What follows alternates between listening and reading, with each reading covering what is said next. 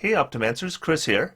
So now we're post Tasha's. Let's talk about the Ranger. Ranger is certainly probably the most discussed class in D&D, largely because a lot of people think it is the worst class in D&D. I'm not in that camp. I've always felt that monks are weaker than Rangers, but I do agree that Rangers have problems. They have design problems, and so I was really anxious to see what Tasha's would do for the Ranger.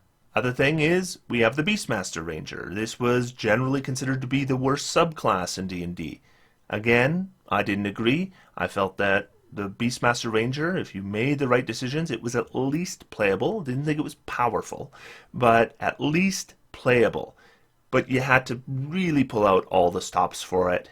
And it still didn't take care of some of the plain old design problems that existed first off for the base ranger and second off for that subclass in particular. I mean, it just feels bad as far as I'm concerned if you're 3rd level and you give up your only attack to have your beast attack. I just think that feels bad, even if the beast does more damage than you would have done.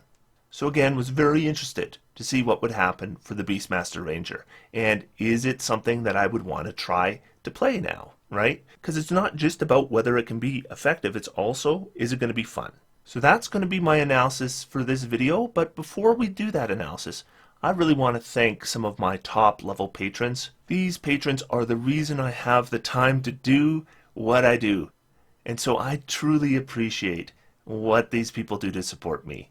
Dave Peters, David F., Dewey Cheatham and Howe, Don, Ed Iverson, Eric Wasserman, Glenn Wilson, James Sprague, James Thomas, Jay McAvenue. Thank you so much for your continued support. I appreciate it so very much. So let's talk Ranger. Let's get started.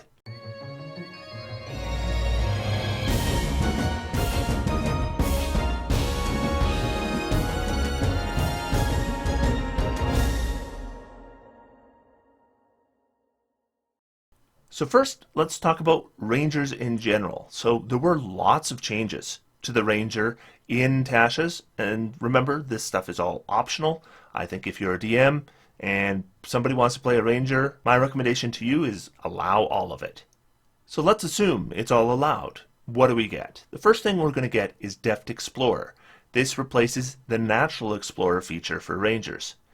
And Natural Explorer is an ability I have never liked mechanically. That doesn't mean it was never effective. Sometimes it was an incredibly effective ability, but it wasn't a fun ability. First, you need to guess where adventuring is going to take place. Did you guess forest? Sorry, this is an Underdark campaign. Did you guess coastal? Sorry, this is an inland campaign. Or even worse, did you guess anything at all? Sorry, this campaign takes place primarily in cities, or on a boat, or any of the other places that campaigns sometimes take place that you could not select. So even if you did guess right, it may not help you at all. And even if you got the right terrain and it's going to match up where you're actually going to be campaigning, the bonuses here are largely just challenge removers rather than fun abilities. Being unable to get lost, for example, that's not a fun ability to have, even though it can occasionally be useful. Because it's not helping you overcome a challenge, it simply removes the ability for the DM to impose the challenge in the first place. There's nothing fun about that, even if it's effective. So my bar is not high for Deft Explorer to be my default Ranger option. And fortunately, there are some decent things here. First thing, we're going to get Canny. This comes at 1st level, and we're going to basically get expertise in a skill that we already have, and 2 languages. I am glad to see the Ranger finally has expertise. I mean, I think the designers desperately wanted to avoid giving different classes the same ability, so they were likely hesitant to give the Ranger expertise, even though it probably made sense. But expertise isn't really a class-specific thing anymore, and Rangers were just kind of an odd exception, being that conceptually, they're supposed to be expert trackers. I mean, I'm also glad they didn't force you into survival expertise, as it does give you more concept options. So, totally decent. Then we get to level 6 and we get roving. This gives us a 5-foot movement boost, and that's always nice, especially with a class I at least conceptually think of as a skirmisher. And we also get climbing and swimming speeds, and those are also nice. Do remember, These speeds do not replace the checks normally required for swimming and climbing. Having a climbing speed isn't the same as having the effects of a spider climb spell. You didn't just turn into Spider-Man, but when you do make your climbing check, you can climb much faster. So again, overall, decent ability. Then we get to 10th level and we get Tireless. First, we're going to get temporary hit point boosts, and frankly, I don't think they're enough. Given how common temporary hit points are now, remember, a Twilight Cleric can give more temporary hit points than this can to the entire party every round for 10 minutes. This also requires an action, which makes it unlikely to be worthwhile to do in combat. So the temporary hit point thing, I mean, it's not terrible, but it's just not very good. But we also get the removal of exhaustion on short rests, and that's interesting. Obviously, exhaustion levels aren't that common, and so it's not always going to be useful. But if you were thinking about multi-class options and you've wanted to play Berserker, but that mechanic where you end up being exhausted and maybe multiple levels of exhaustion piling up just has steered you away from that, you might consider going 3 levels of Berserker on a high-level Ranger, and that could be very viable. But again, that's not something that's going to be available till much higher levels. I mean, 10 Ranger, 3 Barbarian right off the bat. But none of these 3 things are terrible, and I can see them being somewhat useful. So overall, yeah, this is, in my opinion, way better than Natural Explorer, both mechanically and in terms of adding things that might actually be fun to use. So sign me up for Deft Explorer on my next Ranger, 100%. Next, we get to a more controversial ability, and that is Favored Foe. This one replaces Favored Enemy. And so this one definitely got some serious UA effect hate. If you don't know what I mean by UA effect, I refer to this as the Unearthed Arcana effect. When we see things in Unearthed Arcana, they tend to be more powerful purposefully because the designers say that it is easier to scale things back than ramp things up. And so what happens is you see the Unearthed Arcana, maybe you even play the Unearthed Arcana, and it creates a bias, and when the official comes out and it has been scaled way back, it feels like a nerf, and nerfs feel bad. In Unearthed Arcana, the Ranger was to get a concentration-free Hunter's Mark that didn't use any spell slots, which Jeremy Crawford said right off the bat. In an interview, it would likely not see official printing. But this didn't mean that people weren't angry when they saw this revision. This is what he said. Now, I am really fond of what we've done for the Ranger. Like all UA material when we do class design, we have not optimized it for multi-classing. So I should say that there is a good chance that Deft Explorer and Favored Foe, if they make it to our next level of development, there will be some tweaking to make it so that they are not too juicy of an option for everyone to just dip into Ranger for one level. Oh yeah. Yeah. Yeah, because that immediately when I saw Hunter's Mark, what didn't require concentration, I'm like, can I just do Variant Human and get Hex? And now layer Hex on top of Hunter's Mark? I'm like, no, because just because it doesn't require concentration doesn't make it not a concentration spell. And that's how I was like, justifying it in my brain. Like, I don't know. No, actually, the game doesn't have a concept of a concentration spell as an abstraction. Okay. So it doesn't. No, the game is like you're either concentrating on a spell or you're not. Okay. That's interesting because Hex on top of Hunter's Mark is mean. But again, not optimized for multi. It's not optimized for multi-classing, and so the not having to concentrate. That is an example of something that is likely to change in the next phase of development. Right. We will often put things out that are more potent than we would end up publishing. I've mentioned before, it is actually far easier for us to produce something that is more powerful than we want, but do people like the concept? And simply rein in the power rather than producing something that's super underpowered And because often to address that, you don't just fiddle with the numbers, you often have to come up with new design, which then has to go back into playtesting. So in a way, it's actually more efficient for us to present something that's overpowered and then just have to turn some of the numbers down. But that didn't mean that people weren't angry when they saw this revision. I get that the Ranger is a weird class, and it seems just unfixable at this point. However, the class feature variant Unearthed Arcana felt good. It made my Ranger character ideas feel good and playable, and then the shitty Hunter's Mark. Honestly, I'm just sad. There was probably a knee-jerk reaction from optimizers who thought that having concentration-less Hunter's Mark was too OP. So now we are still let with something almost useless that competes with other spells for resources. They're really sad. They have completely lost their ability to use grammar. Same happened for Fire Druid and Fireball, blah blah blah. Well, we know this wasn't a knee-jerk reaction. The designers said right off the bat that concentration-free Hunter's Mark wasn't going to see official printing. And I'm guessing that this is the final nail in the coffin for the Ranger in 5e.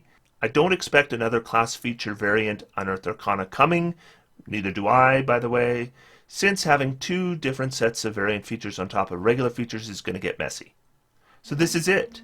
This is the final fix that we'll see for the Ranger. It basically leaves the Ranger right where it started, in the gutter. Best just forget the Ranger exists. So people were pissed off when this got official printing. So is it just worse than Hunter's Mark? Because I'll tell you right off the bat, I can totally see the comparison. They both require concentration, they both add damage to attacks, but there are some important differences though. First off, favored foe die type scales with level. Hunter's Mark is a d6 and is always a d6. Favored foe actually starts out with just a d4, but it eventually becomes a d8. Number 2, favored foe applies only to one attack on your turn, and it doesn't apply to attacks made not on your turn, i.e. reaction-based attacks. And 3, Hunter's Mark lasts at least an hour, and potentially more if you use a higher level slot. Favored foe lasts 1 minute, which means likely one battle. So in all those ways, it does kind of seem like a worse Hunter's Mark, but there are some upsides. The first thing is, it doesn't use a spell slot. So you can do this a number of times equal to your proficiency bonus, and you don't need to worry about using up precious spell slots. And yes, Rangers have good first level spells they could be casting other than Hunter's Mark. The bigger one actually is that it doesn't use up your bonus action. This is a really significant boost to Polearm Master or Hand Crossbow Rangers. Remember that the Hunter's Mark is not just a bonus action on your first turn of combat. Hunter's Mark is continually using your bonus action as enemies go down and you're replacing it on new targets. If you need your bonus action for something else, then Hunter's Mark wasn't a good option for you anyways. But this one actually is. And I did see a couple comparisons online where they were saying, actually, no, you're still better off using Hunter's Mark even if you've got Polearm Master, even if you've got Crossbow Expert, because look at this. If you give up your first round bonus action, all this damage adds up later and it's just going to be more. And in all those comparisons, they assume that they're hitting with every attack, and they always assume they're never switching their Hunter's Mark. And sorry, those are just not smart assumptions. In actual gameplay, you are switching your Hunter's Mark. In actual gameplay, attacks miss. Those calculations are just misleading, and they're based on assumptions that are just wrong.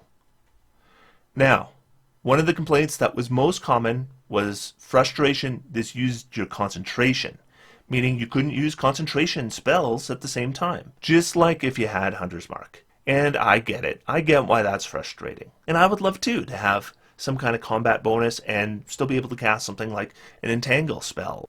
But doing so means I'm not using Favored Foe, and it means I'm not using Hunter's Mark, and that kind of sucks, and I get that.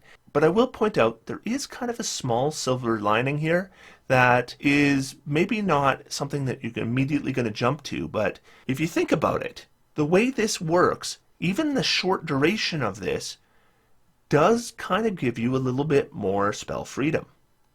Because if you're using Favored Foe instead of Hunter's Mark, this is something you will be concentrating on in combat, but not out of combat, which actually opens up out of combat concentration spells, like Locate Objects or Pass Without Trace. And at higher levels, this is just likely going to be your fill-in option. Big fights are for Conjure Animals, or Summon Beast, or Guardian of Nature, and then smaller battles will be for Favored Foe, and then in between battles, our concentration will be freed up, when it wouldn't be with a Hunter's Mark unless we were willing to spend a spell slot every time we went into combat. So overall, I just want to make sure that it's clear. I do understand the disappointment. If you are disappointed by this ability, I get it, and I'm with you. But I will say that over Favored Enemy, yeah, I'm going to take this. And it's going to be okay. And frankly, if I'm playing something like, say, a Beastmaster, which I'm going to be going over in a bit, I actually think this could work reasonably well. Because I'm not getting my full benefit out of Hunter's Mark anyways. I'm still potentially only attacking once a round, so I'm only going to benefit from it on one attack anyways. So for Beastmasters, this isn't bad at all. Then we get our next ability, and that's the additional Ranger spells. This comes at 2nd level, and this is a good list. I mean, there's some spells here that it was dumbfounding were not originally on the Ranger list to begin with. Spells like Entangle and Gust of Wind and Dominate Beast, and those weren't Ranger spells all along. No, they weren't. So I'm glad to see them on there now. Then there's also some spells here that are just good spells, that are just good for Rangers to have added to their spell list. Spells like Aid and Revivify, just nice boosts for Rangers. Also, the new spells in Tasha's gave Rangers some good options. I mean, I'm going to be considering Summon Beast as a staple for pretty much any Ranger I make here forward. So yeah, that's pretty decent. Then we go on to our fighting style options, also at 2nd level, and we get 3 new options. First one we get is Blind Fighting, and Blind Sight is amazing. Blind Sight 10 feet, it's still pretty good. Especially for a melee character. You could hit invisible enemies without disadvantage, or give yourself advantage in magical darkness, or fog clouds. In fact, Blind Sight works in fog clouds, True Sight does not. And yeah, fog cloud is a ranger spell, which means you could cast the fog cloud and then get advantage on your attacks, disadvantage to be attacked. But if you do take this, I think you kind of need to consider how you're going to take advantage of it, otherwise it might go unused. Your second option is Druidic Warrior, so you're going to get 2 cantrips from the Druid spell list. And the selection here, I think most of the time, is going to be Shillelagh and Guidance. Though I could see something like Thorn Whip being tempting too. But this is an option I could see a lot of players taking so they can concentrate on Wisdom. Normally I wouldn't worry about concentrating on Wisdom for a Ranger because they have lots of great spell options that don't rely on Wisdom at all. But now, if we have Shillelagh as our weapon and we see the other things that we get in Tasha's, we're seeing maximum boosts to our summon creatures. We're getting the option now of spells with saving throws. The new summon beasts and or the Beastmaster pets are better off. So if I'm planning to go with just a crossbow expert ranger, the draw of this one just isn't there. But there are certain ways I think this could be used to make a pretty effective build that's going to be different than most of the rangers we've seen up to now. Bonus action heavy though. And then our third option is thrown weapon fighting. So first off, I should say that if you are making a ranged build, thrown weapons generally is not the optimal choice, even with this fighting style. This can give a decent ranged option for a melee ranger, and it isn't going to interfere with wearing a shield, and it's a way to make thrown weapons work with mechanics like extra attack. So I'm unlikely to make a thrown weapon specialist, even using this, but I could see this as an option for a ranger who uses a two-handed weapon, for example, just to add some versatility to options in combat. Though I don't think these overshadow the original options in the player's handbook. And finally, at second level, we're getting spellcasting focus. Now this one just isn't much of a boost. I mean, you're going to have the option of a focus instead of a component pouch. And that's not such a big deal, but this does patch up something that was just weird. That Rangers were the only spellcasting class that couldn't use a spellcasting focus. It's not a big deal, but yeah, I'm glad it's here. So then we get to third level, and we get Primal Awareness. This replaces Primeval Awareness, and Primeval Awareness is just awful. I'm all over any way to swap that out. But this is fantastic. We're now adding extra spells known, actually, eventually 5 of them. And also, we can cast them all once without expending a spell slot. So that's a bunch of extra free castings. These spells are all circumstantial utility spells, which means our out-of-combat ranger gets a bunch of new fun options. These are also spells the druid is unlikely to be able to afford the preparation slots to prepare. So these are going to largely be spells that, when you need them, the ranger might have them and the druid might not. I should also note some of these spells are concentration, and I'm just pointing that out because it goes back to my previous point about not concentrating on Hunter's Mark between combats. Now, I don't think you'll be casting all these spells every day. In fact, I'd be very surprised if you do. So this isn't like 5 free spell slots or anything, but this is still a big boost to rangers. And it specifically boosts the ranger as an out-of-combat survival expert, which is an area where these kinds of special abilities always let us down before. So if this option is available, this is totally a no-brainer. I will take it every time automatically. We are trading an absolutely awful ability for a really good one. Then we get, at 4th level, Martial Versatility, and pretty much all martial classes get this. You can replace a fighting style when you get an ability score increase. So as I said, all the fighting style classes get this, and hooray. This doesn't allow you to outright change the weapon focus of your character because of feats, right? So if you are playing an archery-based character, you probably have sharpshooter and or crossbow expert. So changing your fighting style from archery, first off, doesn't make any sense, and second off, it's really not going to turn you into a melee expert who would normally have things like Great Weapon Master or Polearm Master. Still, being able to switch to blind fighting because the warlock is using darkness plus devil's sight, or being able to switch to thrown weapons because you found some good magical javelins, I think this is just a good option to have, even if you don't end up using it. And then our last ability is Nature's Veil. This comes at 10th level and replaces Hide in Plain Sight. And I'm sounding like a broken record here, but yet another ranger ability that is terrible. Hide in Plain Sight is absolutely awful. So once again, the bar is super low for me to switch that out. Then we have Nature's Veil, and Nature's Veil, what it does is you use your bonus action and you become invisible. And unlike the spell invisibility, there's nothing about becoming visible if you cast a spell or make an attack, so you basically get improved invisibility for 1 round. Obviously, something this good needs to be limited, so it is limited to your proficiency bonus number of times per long rest. So this is a great ability. Way better than Hide in Plain Sight. Again, this is just going to be the easiest choice you could hope for. So that's all the ranger options, and people say the ranger got screwed here. And to them, I'd like to point out, the ranger got 4 options to trade out 4 bad ranger features and 4 straight out boosts. That's a total of 8 optional class features. Every single one of them, I think, is an improvement to the ranger. Not all big improvements, but every single one's an improvement. So the ranger got 8, the cleric got 4, monk got 4, paladin 4, sorcerer 4, warlock 4, druid only got 3, bard only got 3, barbarian only got 2, fighter got 2, wizard got 2, rogue only got 1, and the artificer got goose egg. They got nothing. So 8 options is double or more than every other class got in the game. So even if not all the options are amazing, we're talking about a lot more of them. And I would say the ranger did the best of any class by a fair degree when it came to the variant class features. Remember that small boosts add up, and you put 8 boosts, even if some of them are small, that's a lot of increases. So post Tasha's rangers, I think they're pretty exciting now. But let's talk about what was previously considered the worst subclass in the game.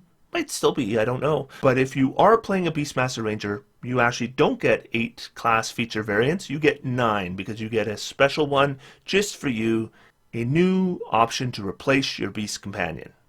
It's called the Primal Companion, and it is just an option. So if you want to play the Pterodon mounted by your halfling, you can still do that. This isn't taking anything away from you. For the vast majority of players, though, A different option for Ranger companions is a welcome option. So there are a lot of ways this differs from the Beastmaster's Player's Handbook version of their pet. The first is, it's a summoned creature. It's not an animal you made friends with. If it dies, you can restore it using a spell slot, and it takes 1 minute, not the 8 hours required for the base subclass, never mind finding a creature to bond with in the first place. This also allows you to keep the pet you were attached to, rather than continually replacing the trail of corpses you leave of the unfortunate animals that had the misfortune of making friends with you. However, you're not stuck to the single companion, and you can change it out after a long rest for free. Now the one downside here, and I think maybe the only downside here, is that if you die, the beast does disappear. Hopefully not going to come up very often. Second main difference is, with these creatures you can command this creature to attack using your bonus action. This means a 3rd level Beastmaster can actually both attack and have their creature attack. Thank you! This is a super welcome change. I should note that after you get extra attack, you can sacrifice one of your attacks to have the beast attack as well. And the third difference is, instead of the very limited choices a Beastmaster used to get, you can flavor these 3 options however you want. So mechanically, you're only getting 3 options now. So you're actually getting fewer options mechanically. But conceptually, we're getting infinitely more options. So if you wanted a bear, or an ape, or whatever for your companion that wasn't available before, now you can do so. And so conceptually, this just opens up a lot of doors. Now I just want to remind everyone, this option replaces the 3rd level Beastmaster ability. It doesn't replace the progression features. They still exist. So at 7th level, a Beastmaster's beast attacks are treated as magical, including these ones. And at 11th level, a Beastmaster Ranger's companion can attack twice whenever you command it to take the attack action. And at 15th level, you're going to be able to share spells with your beast companion. So we can throw quite a bit of offense there. Now pets are pretty common in Tasha's, so why play a Beastmaster at all? Well, in addition to the progression features of the Beastmaster, there's also some just straight out benefits to these pets. The first one, I think the biggest one, it acts on your turn. Normally, the pets act on the turn directly after yours. Same initiative, different turn. But when it's on the same turn, which this one is, that means you can coordinate your attacks, your movement, your tactics. It also means if your small-sized ranger wants to use the Beast of the Land as a mount, it works seamlessly. Also, the Beastmaster Ranger's pet armor class scales with level, which we generally don't see with pets. And finally, we're going to get an extra, most of the time, +2 damage on attacks. So these should be a bit better offensively, even before we apply the higher level Beastmaster features. Now there is one downside to the new pet to keep in mind. The attack roll is going to be based on your wisdom. This is new. Beastmasters used to be able to dump their wisdom, but not anymore.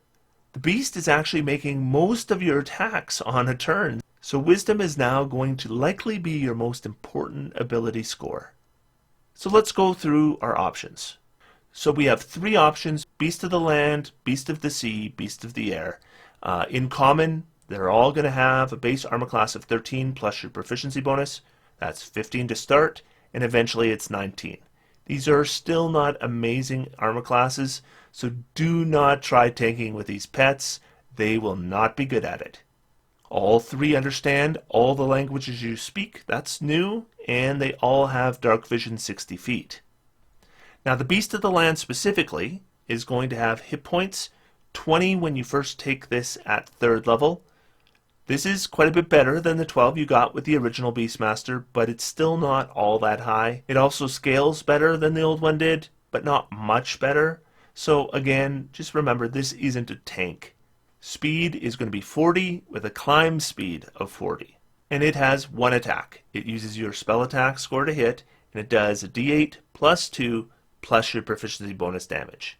That's about 8 points when you first get this, and eventually it's going to be about 12 points. So that's never a huge amount, but it's okay. And remember, once we get share spells, we can boost it even further.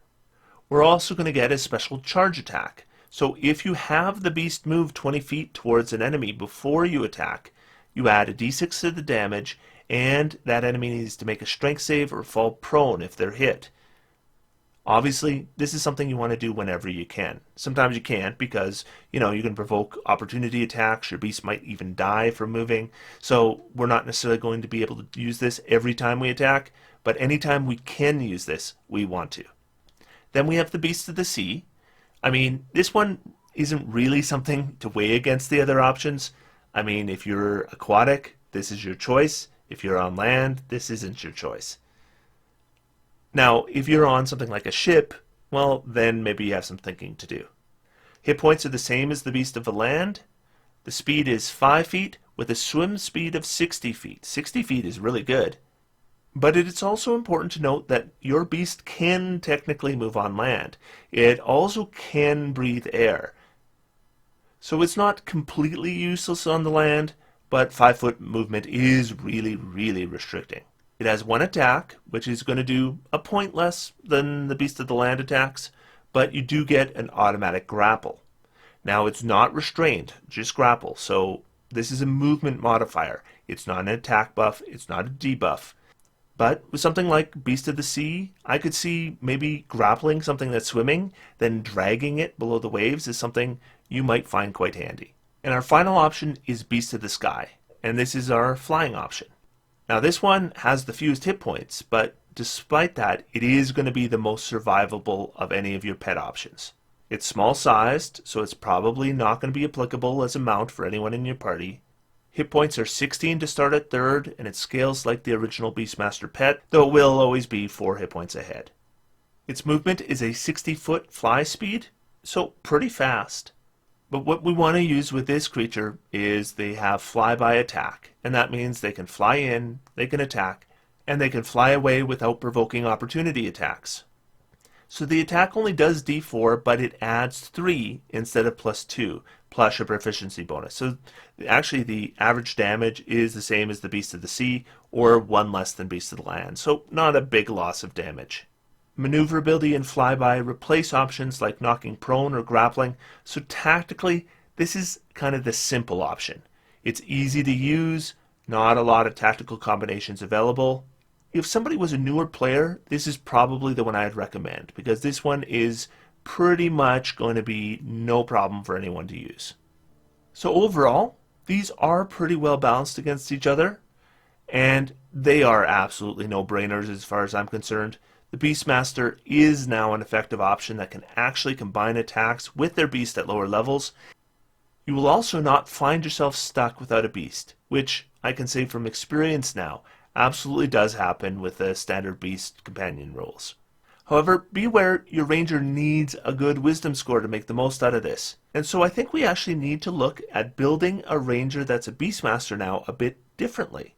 So for my next video, we're going to go through a Beastmaster build before I go into the next Tasha subclasses. So I hope you'll join me for that. Otherwise, until next time, I'm just going to sit back, relax, and have some fun. D&D is for everyone. Thanks, everyone. I'll talk to you soon.